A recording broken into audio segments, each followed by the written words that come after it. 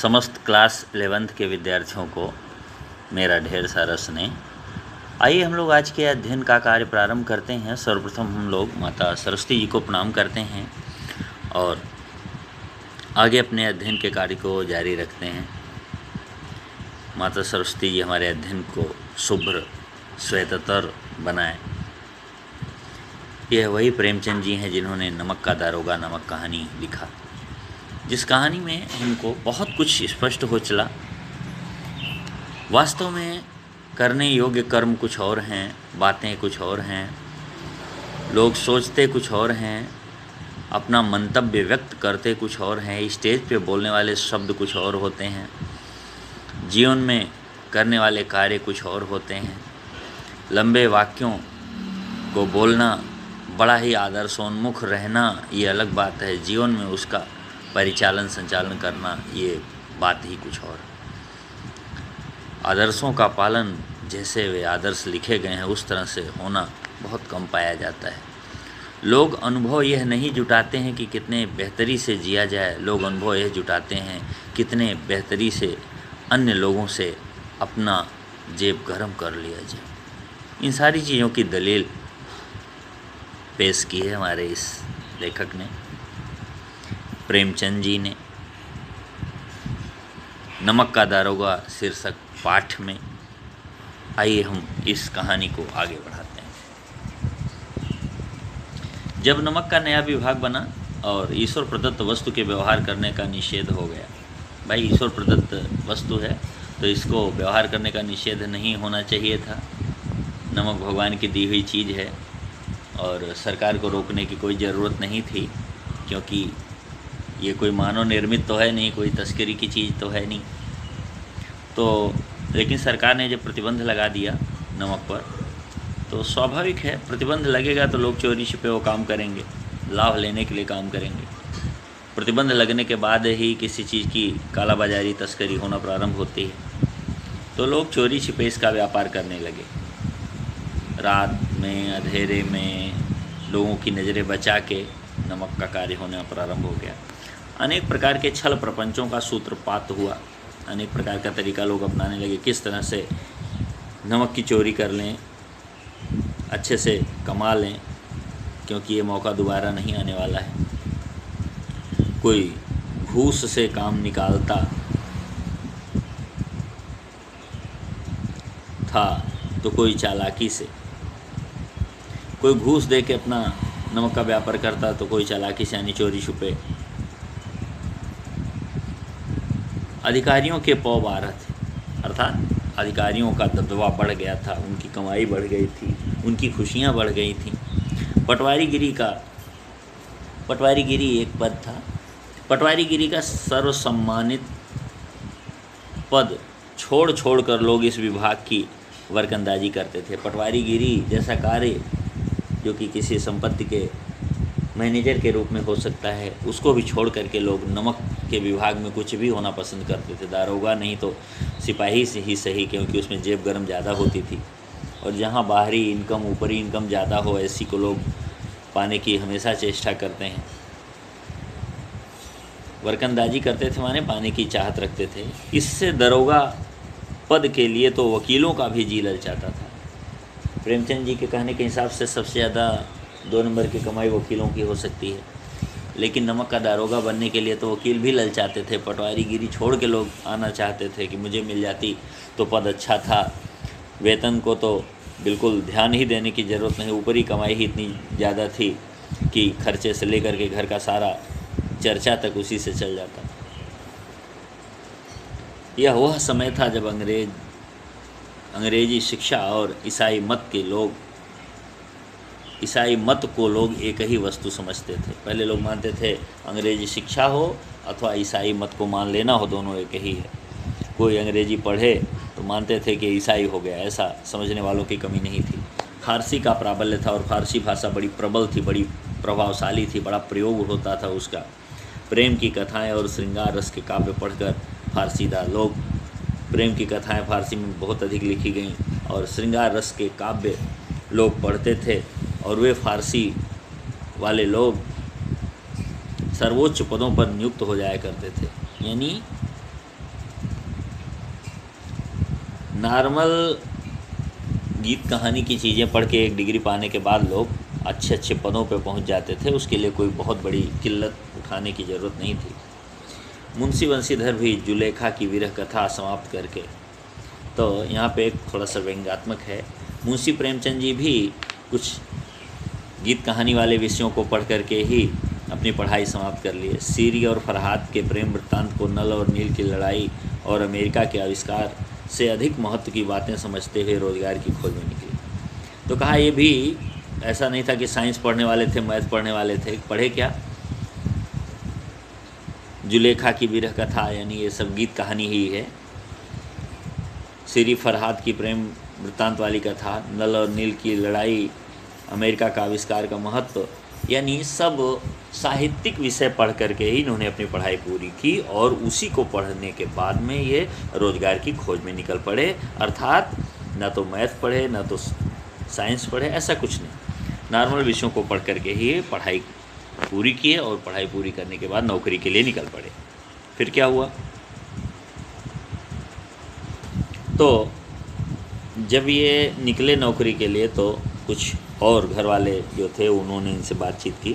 उनके पिता एक अनुभवी पुरुष थे, भाई उनके पिताजी अपनी उम्र बिता चुके थे, उनका अनुभव काफ़ी ज़्यादा था जीवन के प्रति।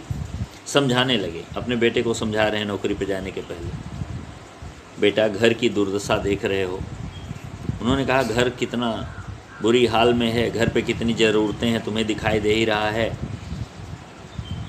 ऋण के बोझ से दबे हुए हैं, यानी हम लोग कर्जे के बोझ से दबे हुए हैं, तमाम लोगों का कर्जा हो गया है। ऐसे कर्जमंद होकर के कब तक जिएंगे, यानी तुम जाओ और नौकरी खोजो, और कैसी नौकरी खोजो उसका कुछ निर्देश भी देंगे। लड़कियां हैं वो घास फूस की तरह बढ़ती चली जा रही।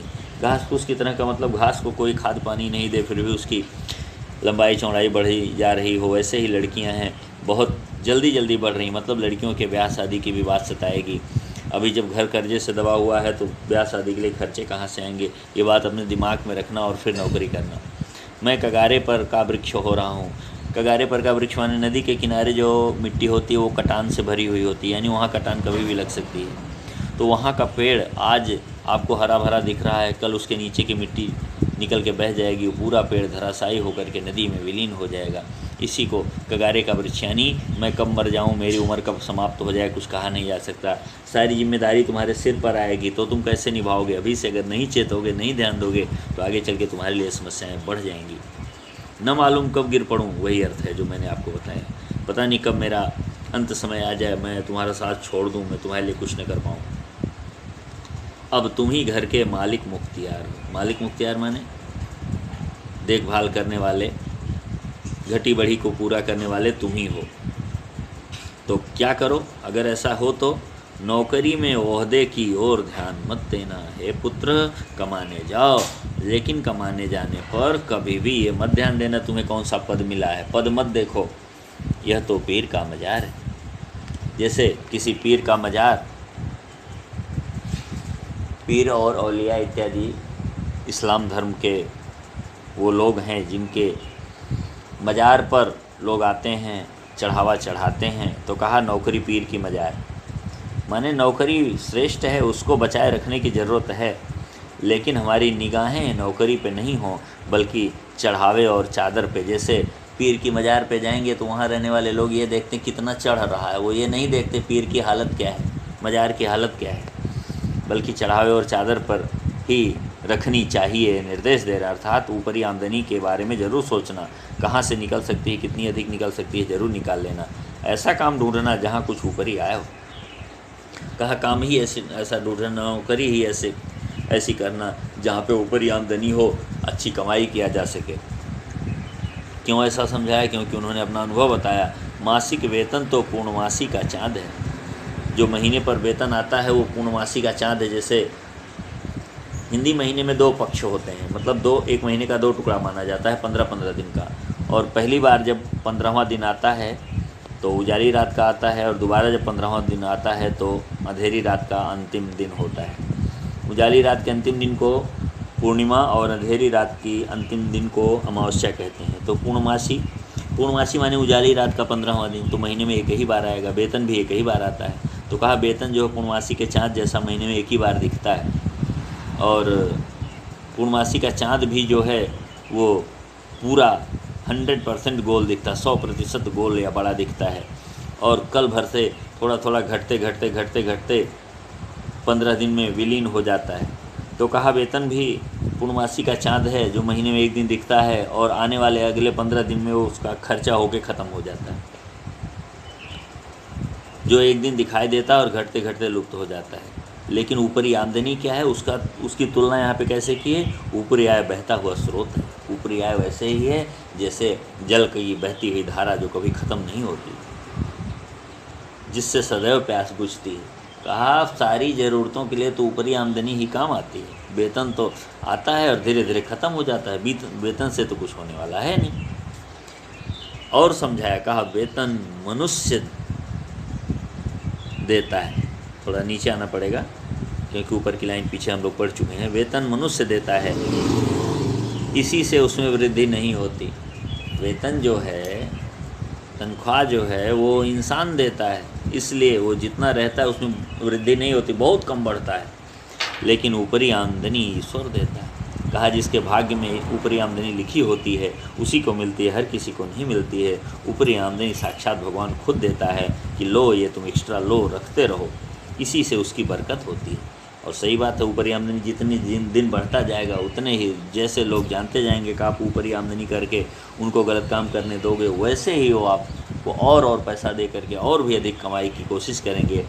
इसीलिए कहा ऊपरी आमदनी ईश्वर देता है, उसमें हमेशा बढ़त होती रहती है, बरकत होती रहती है, वो और अधिक प्राप्त होती है। तुम स्वयं विद्वान हो, तुम्हें क्या समझाऊँ। और आखिरी दाव उन्होंने छोड़ दिया ये कह के, जैसे आपकी कोई बात नहीं मान रहा हो उसको ये कहते तुम खुद ही विद्वान हो, तुम तो समझ जाओगे जल्दी से, तो आपकी बात नहीं भी मानने वाला होगा तो खुद ही मान लेगा। इसीलिए उन्होंने कहा तुम स्वयं विद्वान हो, तुम्हें क्या समझाऊँ। इस विषय में विवेक की बड़ी आवश्यकता है। अर्थात ये जो मैं बता रहा हूँ ऊपरी आमदनी की बात, नौकरी की बात, नौकरी में ऊपरी आय वाली ही नौकरी किया जाए, इसकी बात में बुद्धि तेज होने की बड़ी ज़रूरत है।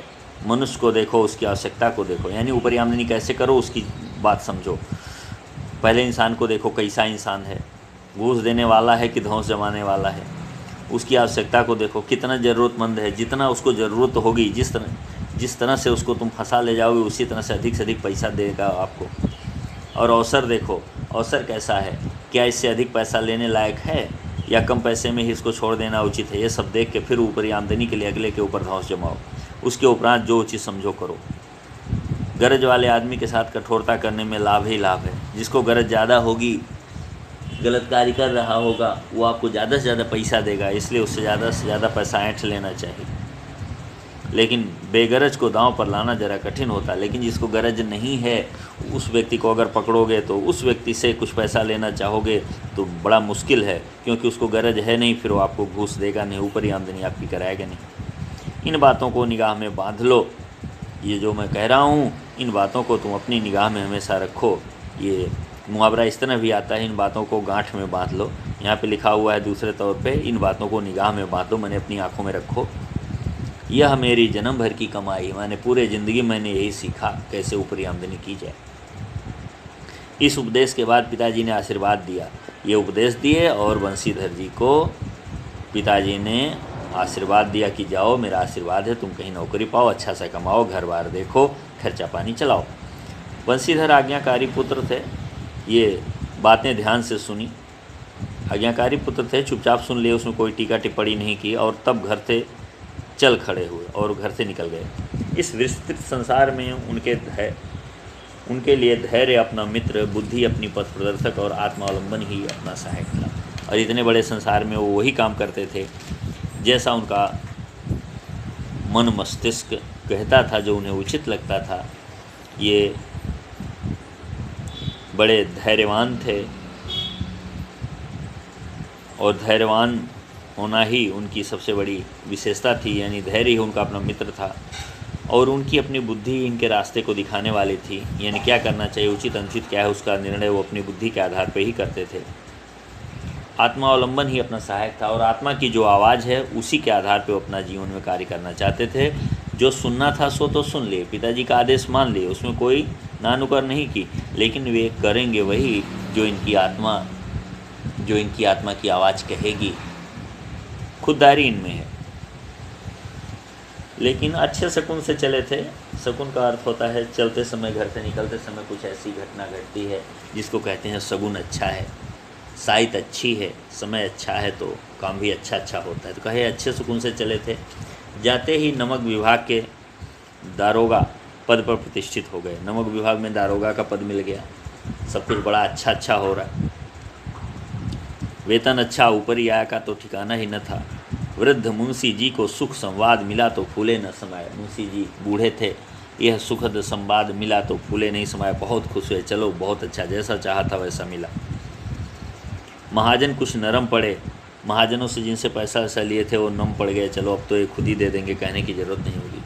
कलवार की आशा लता लहलहाई, जो टैक्स इत्यादि लेने वाले कलवार थे उनकी उम्मीद और बढ़ गई कि अब तो इनसे काफ़ी कुछ बढ़िया बढ़िया मिलेगा, अब क्या ज़रूरत है कोई दिक्कत होने की।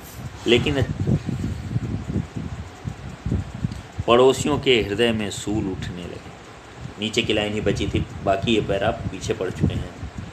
और जो अड़ोस पड़ोस के रहने वाले थे उनके हृदय में कांटे चुभने लगे कि अरे ये तो अब आगे बहुत ज़्यादा बढ़ जाएगा, फिर हम लोग कुछ नहीं कर सकते, हम लोगों से आगे निकल जाए, क्योंकि आपके उन्नति का सबसे बड़ा दुख और दर्द पड़ोस वालों को ही होता है। आज का वीडियो बस इतना ही, बाकी कल इस कहानी को और आगे हम लोग बढ़ाएंगे।